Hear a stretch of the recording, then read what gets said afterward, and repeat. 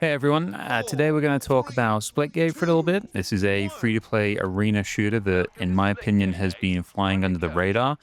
I've put some serious hours into this now, and I have to say it is a blast. So let's break it down a little bit. Let's start with gunplay.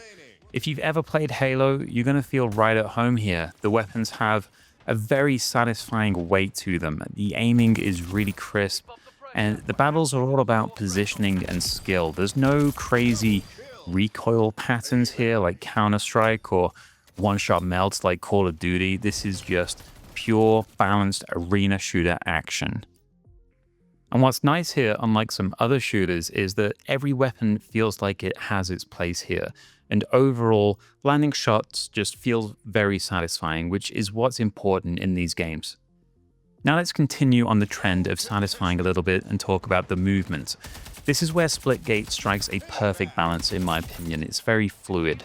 You've got sprinting, jetpacks, crouch slides, all the standard stuff, but it's not as hyper fast as Call of Duty or Titanfall, and that is a good thing. You're not going to get insta-beamed from across the map by someone sliding a Mach 10 doing 360 no-scopes. The pacing lets you actually think about your next move, especially when the portals come into play. Speaking of portals, this is the real star of the show. This mechanic is what sets Splitgate apart from every other shooter out there. The ability to place two linked portals anywhere on the map completely changes how you approach fights. Need to escape? Throw a portal behind cover.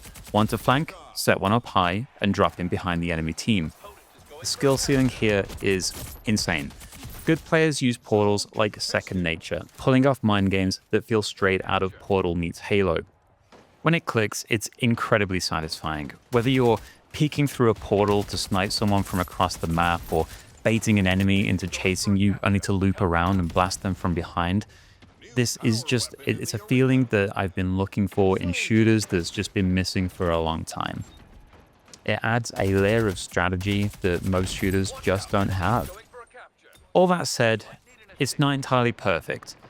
Some maps have got spots where portal placement feels a little bit clunky.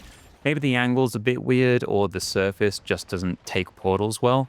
There are times when you think it should work, but the game just says no. And you're left scrambling. It doesn't happen often, but when it does, it's frustrating. Thankfully, most of these issues can be worked around once you learn the maps. And honestly, the sheer creativity the portals allow far outweighs the occasional awkward placement. If the devs smooth out a few of these rough edges in the future updates, this mechanic could go from great to flawless. Moving on a bit now, the maps themselves are mostly well designed. They're built with the portals in mind, offering plenty of verticality and flank routes. Some standouts like Oasis and Pantheon have really smart portal setups that encourage creative plays. Others like Abyss can feel a bit restrictive in where you can place them. I'd love to see more maps that really push portal experimentation, maybe even some with moving surfaces or destructible walls to keep things fresh. Visually, I think Splitgate looks great. It's not hyper-realistic, but the art style is clean, vibrant, and it runs very, very smooth, even on a mid-range PC. I've had zero performance issues, and the fact that it's well optimized means more people can jump in without needing some kind of NASA-type rig. And here's the thing, Splitgate is good, like really good. But if you look at the Steam reviews, a lot of the negative ones are from day one server issues during beta. That's not fair to the game now because those problems are long fixed. The devs have been grinding and what we have now is a polished, fun as hell shooter. It just needs more people to give it a real shot. Some great news that happened while writing this was that during Summer Games Fest, they actually shadow dropped a new 60-player Battle Royale mode. This is a massive map split across 5 unique biomes, including Glacier, Inferno, Drought, Fracture, all interconnected with world-hopping portals.